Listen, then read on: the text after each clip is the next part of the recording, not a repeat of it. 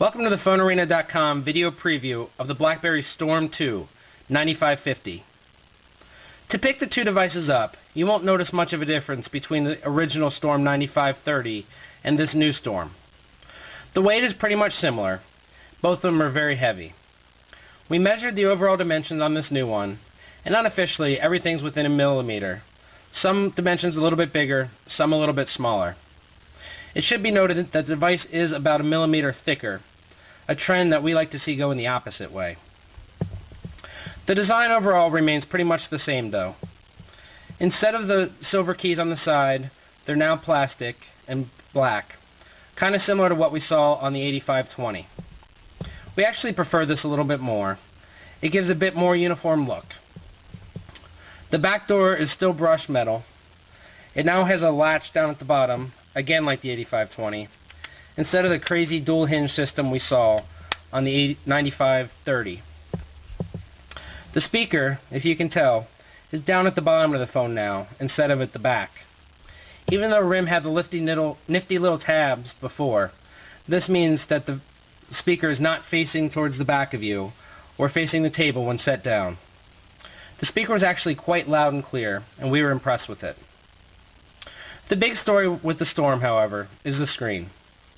The first time around it was because of how bad it was, and this time around it's because of the improvement that RIM has made. Before, there was one center button underneath the screen, which registered all your inputs. On the 9550, there are now 4 buttons, located at each of the corners.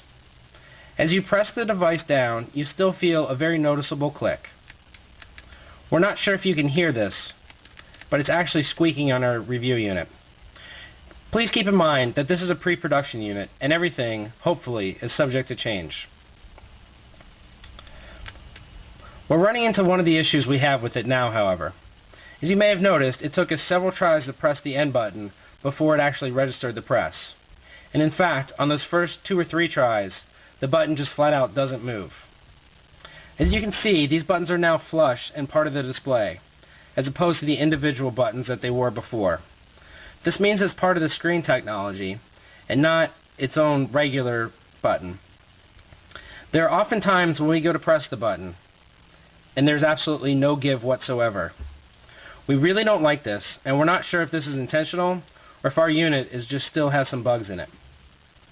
We know that this device uses piezo technology, which means the display can be solid when not in use. However, it is a little weird, because even though the screen's off, it'll still turn on with the press. It's just down at these buttons at the bottom that we're experiencing this issue with. Again, hopefully this is something with our pre-production units, but it's odd that at times we can access them easily and at times not. It almost is as if RIM is trying to use that technology to prevent us from using buttons at certain times. We're not sure why they would do this, but it's quite maddening. Overall, the experience has been greatly improved, however. We're going to tap out a quick text message just to see how much better the keyboard is.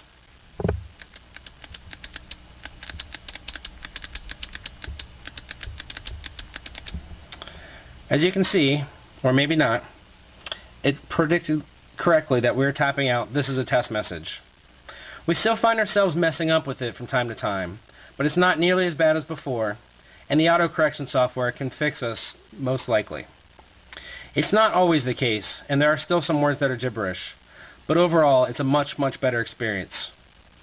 This lies in the fact that with multiple buttons, it can register multiple inputs at the same time. Previously, if we still had a finger on the screen and tried to tap down on another letter, it just wouldn't register the letter. This created gibberish text messages and was basically unusable. Now, RIM has really addressed that.